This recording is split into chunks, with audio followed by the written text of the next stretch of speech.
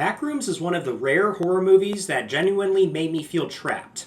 Not because the gore or the monsters, but because of the atmosphere. This movie understands that the scariest thing is just being lost.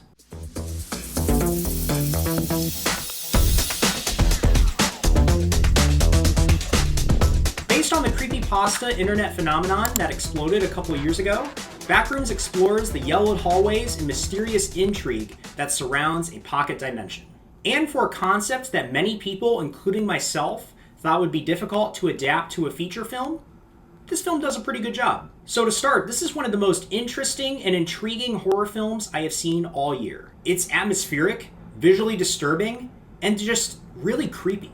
Oftentimes the story can become confusing and convoluted, and the VFX doesn't always hold up, but I found myself engaged throughout this. Let's get into what works here. The strongest part of this film is definitely the opening 5 to 10 minutes. Right from the very first frame, Backrooms captures the feeling that you are somewhere where you should not be, and you need to get out as soon as possible. The feel of unease is immediate, and you really feel a sense of dread as people walk down these hallways. What impressed me the most about this film is how much tension it can establish just for using dark areas and really long hallways. The backrooms themselves feel incredibly oppressive. Every hallway, every corner, and every empty black space just feels wrong. This film understands that horror doesn't come necessarily from what you see, it often comes from what you don't see. And honestly, if you told me that this film was directed by somebody who is 20 years old, I wouldn't believe you. This film is very professionally made and directed. One of the biggest standouts here in the film is the production design.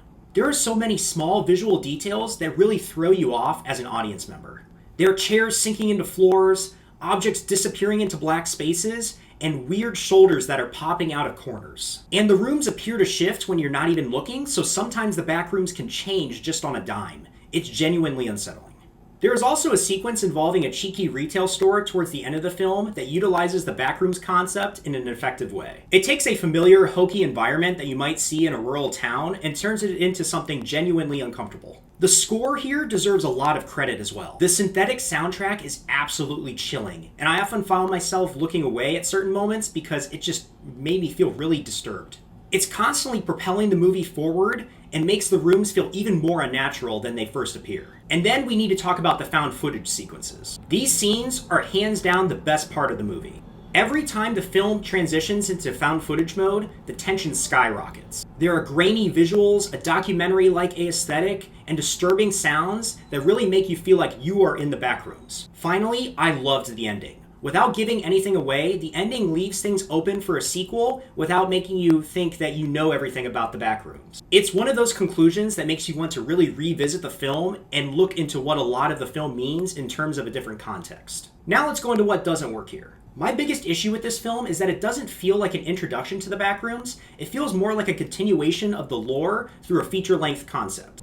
As someone who is familiar with the creepypasta story and the videos made by King Pixels, I was able to follow a lot of what was going on, but I can absolutely see newcomers to this concept struggling throughout the film to understand what's happening. The movie assumes a certain level of knowledge going in, and you might want to be sure to brush up on some YouTube videos before you watch this. And when we're talking about the story, the plot is really confusing, which is probably not surprising, as the backrooms are incredibly confusing. Even after the credits roll, I'm still trying to process what exactly happened in the film and what it all means. Some viewers will enjoy the ambiguity, but I found myself a little bit frustrated because I really like to know what a film is about.